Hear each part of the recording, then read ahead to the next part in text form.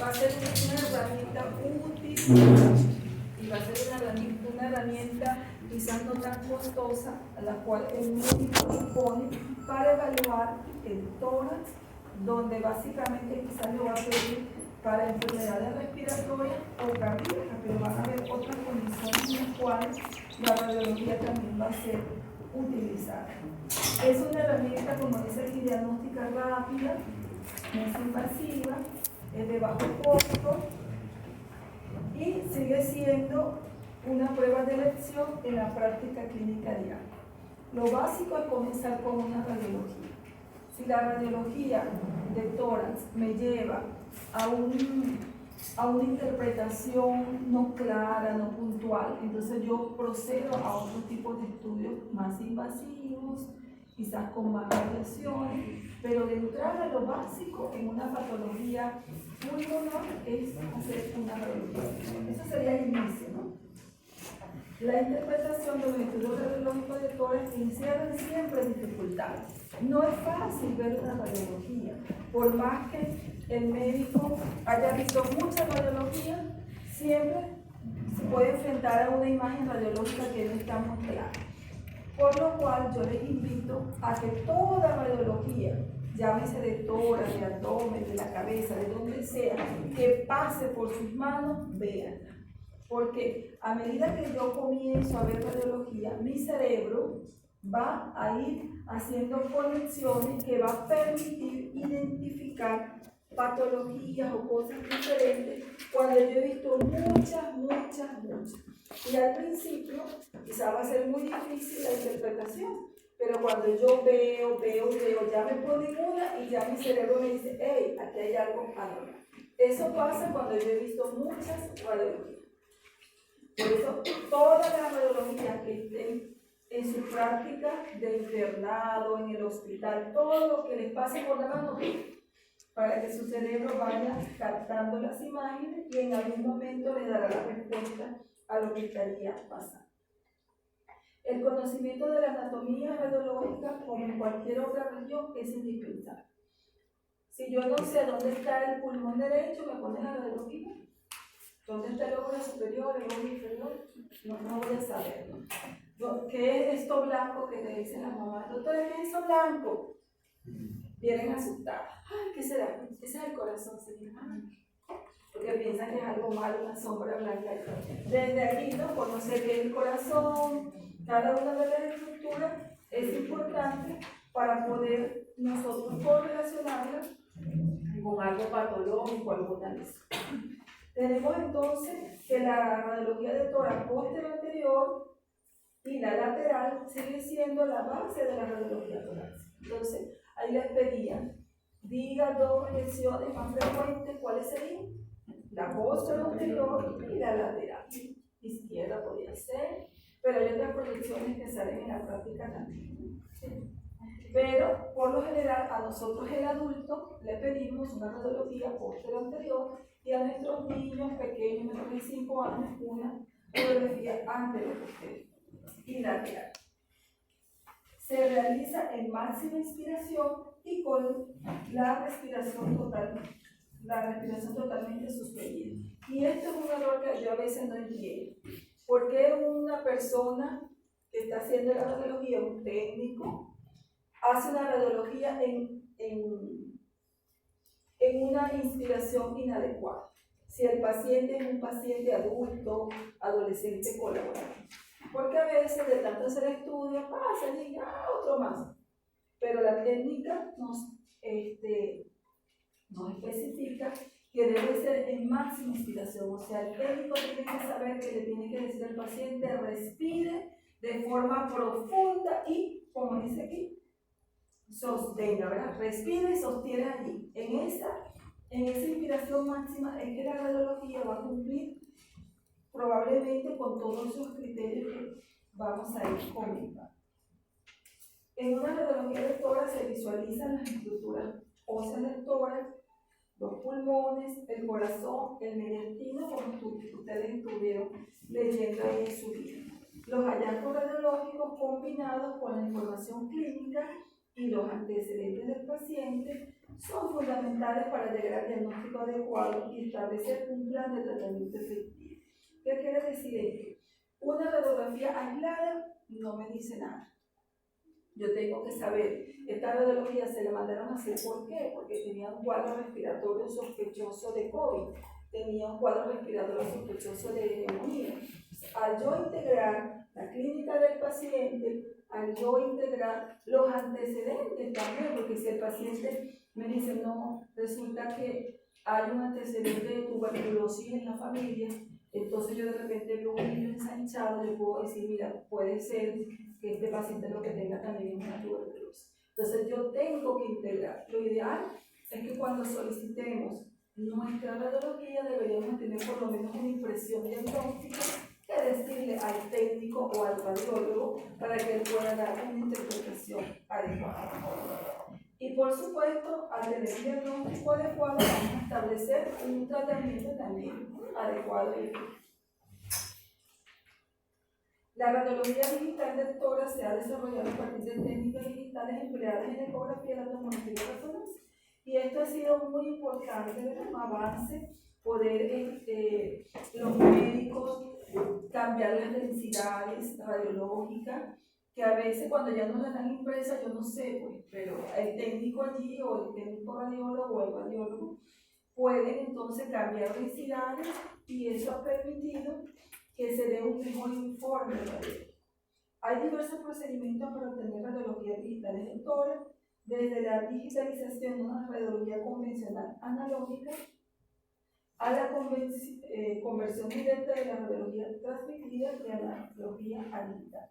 Esto, bueno, es importante, fue muy importante también en la pandemia, ¿no? Tener estas imágenes con mejor calidad, porque el diagnóstico, en el caso del COVID, al principio fue muy fácil a nivel de radiología.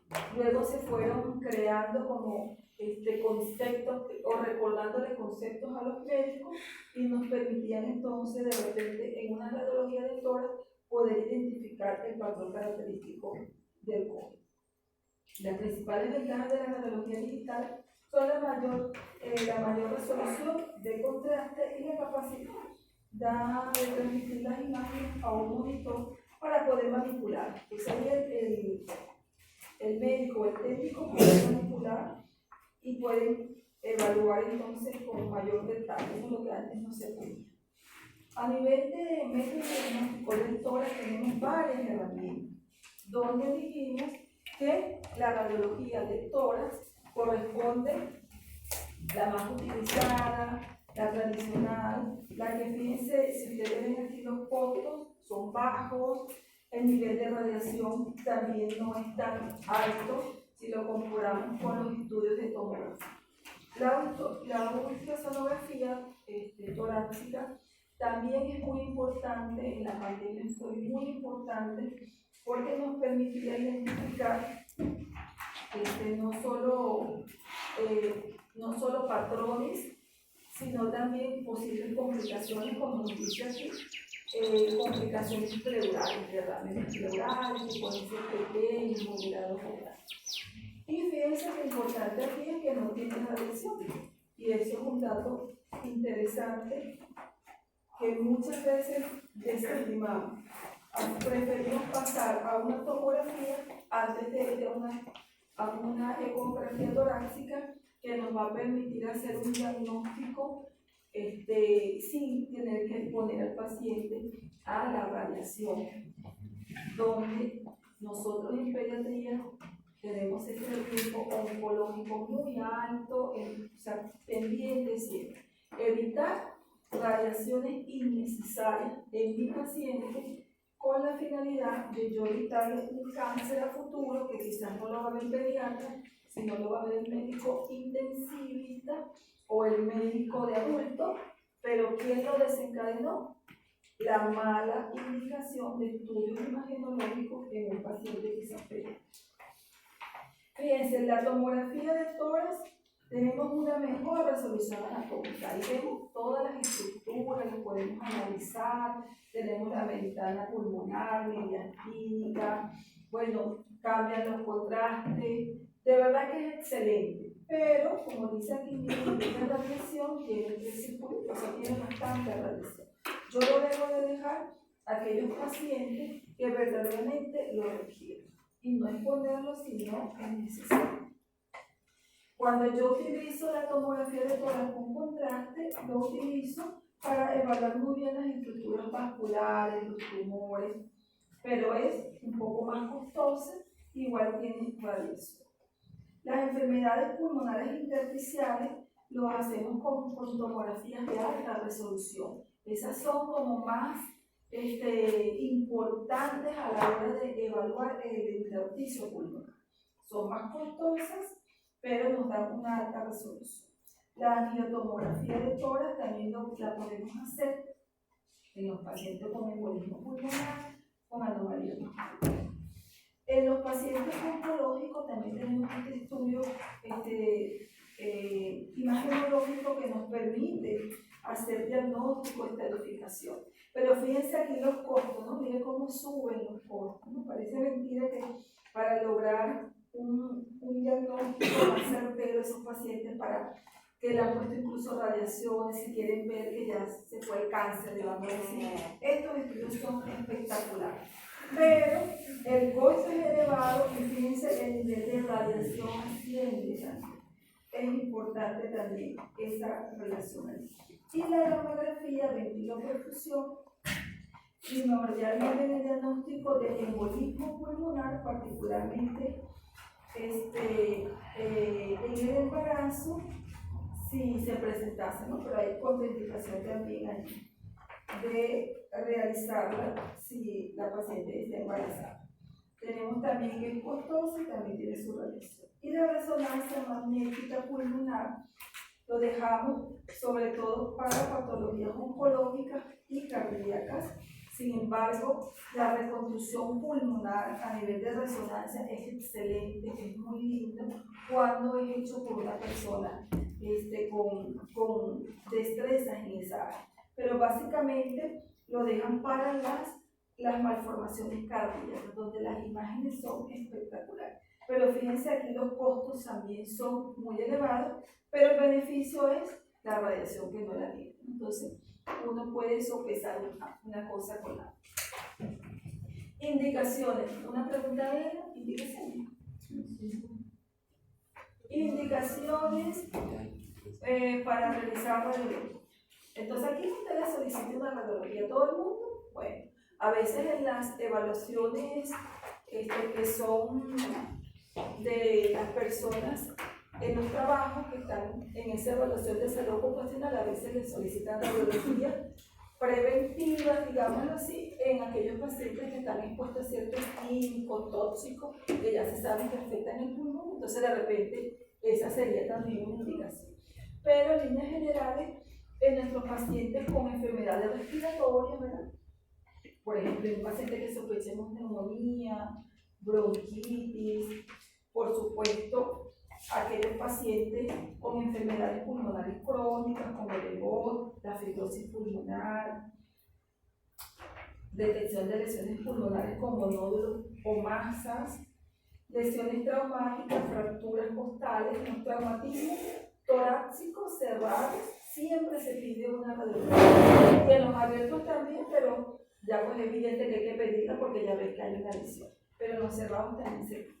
Cuando nosotros sospechamos que hay un derrame pleural, cuando hay aire también, ¿verdad? En neumotoras, que puede ser espontáneo o traumático. Pacientes que van a ser operados por cirugía torácica o cardíaca, también de rutina se les pide una radiografía. Evaluación de enfermedades cardiovasculares, porque vemos el tamaño del corazón. En los pacientes con insuficiencia cardíaca congestiva, aquellos pacientes que podemos ver una cardiomigalia, entonces ya vamos a hacer otro estudio. Cualquiera de estas podrían haber colocado aquí como neumonía, bronquitis crónica, enfisema, EBOT, fracturas costales, cualquiera. De estas, que son las quizás las más frecuentes, pero si se les ocurrió algo exquisito, también depende de lo que hayan podido estudiar.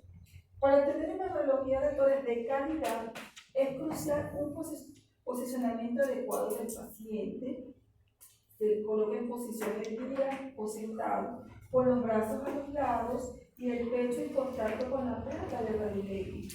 Se instruye al paciente que respire normalmente y permanezca entonces inmóvil durante la exposición para evitar la aparición de artefactos en imagen. Entonces, inspiración profunda, el paciente refiere y se queda ahí quietecito hasta que se dé el disparo, ¿no? Recordar que ustedes cuando tengan el ejercicio, pues si les toca estar ante una radiología de esas portátiles, pues tienen que hacer también su prevención de la radiología. Y con esta partecita quedamos para regresar. ¿Qué más tenemos de nuestras preguntas para irnos al tema? Bueno, esa la vamos a ver más adelante, pero la respuesta del mediastino falsa era la D, porque decía allí aorta ascendente y venas yugulares. Las venas yugulares están entonces, las proyecciones ya le dijimos, las tres densidades las vamos a ver dentro de un ratito, los criterios de calidad vamos a seguir estudiando y los dos aspectos importantes los vamos a mencionar. Entonces vamos al punto